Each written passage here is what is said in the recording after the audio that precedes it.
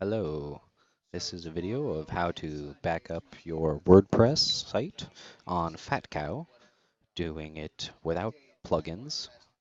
First, you'll go to fatcow.com, sign into your control panel, and in backing up WordPress, there are two parts you need. You need the files and the database. Let's start with the database. Go to the website category and find MySQL database, or from the menu up at the top, you can go to website MySQL database. Now on the left-hand side will be a list of all the databases. At the top, there's a tab for Manage Backups. So click Manage Backups first, and then find the right database for whichever your WordPress is.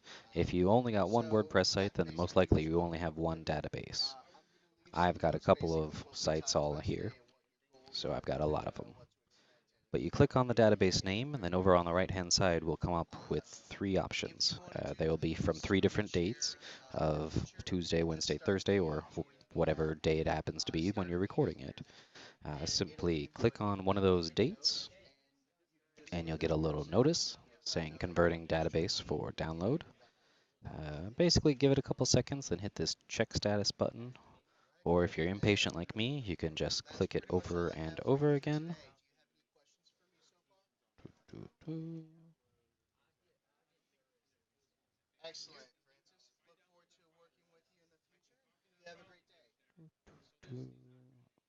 And this all depends on how big your database is. The more content you've got, the more tables there will be, the bigger the database, the longer it will take. But eventually, it'll give you a download button.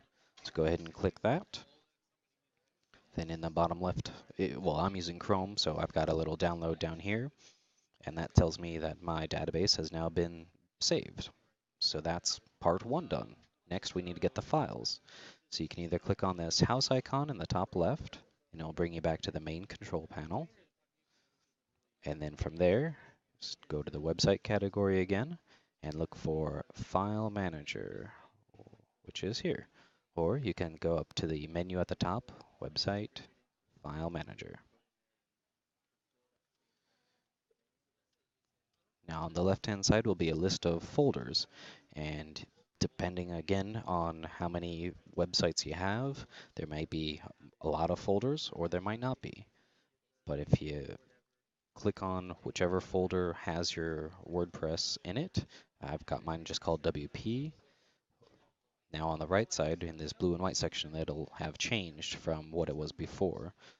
Before it was just showing all the different folders I have.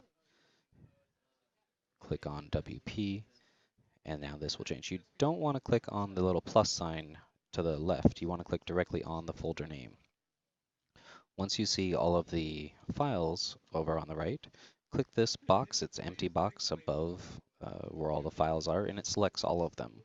Once you've got all of them selected, just above this search box, there's this little yellow button with an icon. It'll say Archive. Click that. What this does is it zips all of the files so that it's just one big file that contains all of your website in it. It's going to ask for what do you want to name that one file that contains all of your website files. I usually put in the date, so 2/10/2017, and then something like backup. Then hit archive. You'll see this spinning circle in the top right. It lets you know that it's working. And once it is finished, this will reload, and now there's the file that I just created. And over on the right side, there's this blue download arrow. Click on that, and now you see another download started. So now that I've got this, well, I need to wait for it to finish downloading, but once I've got this saved and that database saved, I've got an entire backup of the website. So that's all you need to do is make sure you got a copy of both website files and the database, and you're good to go. Now there is another way to back up the files, and I will tackle that in my next video. This was just the most manual way that there is. Next, we'll use some of the tools that FatCow gives you to try and back it up. Thanks for watching.